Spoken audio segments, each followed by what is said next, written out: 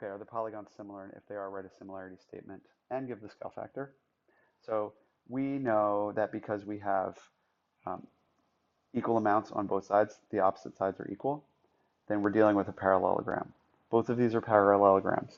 And if they're parallelograms, then if this one angle measures 120, then the consecutive angle that forms a linear pair with it needs to equal what? 60.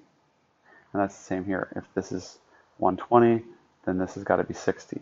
So we know they have the same angles, but what we need to check now is do they have the same ratio of sides?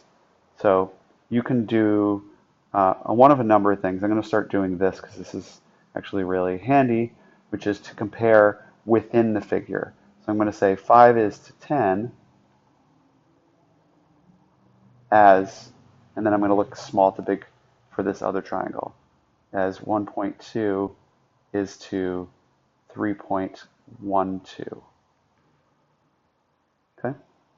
Now you might be able to already look at this and say, this simplifies to 1/2. If I was going to write the simplified ratio here, I would write 1/2. And you can see that that's not what's going to happen here.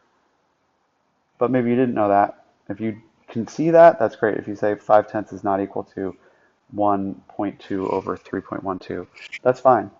But maybe you don't know that from looking at it. So how do? We go back to the traditional way of doing it, which is to multiply the diagonals.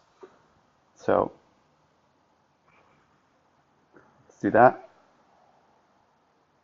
And we'll do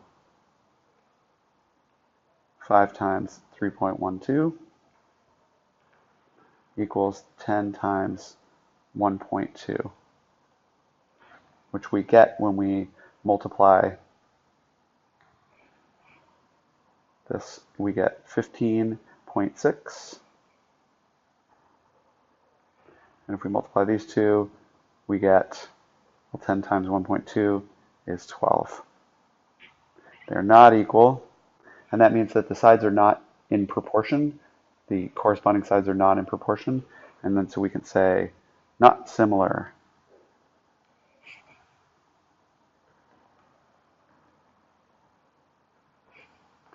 Or, of course, just choose the right answer,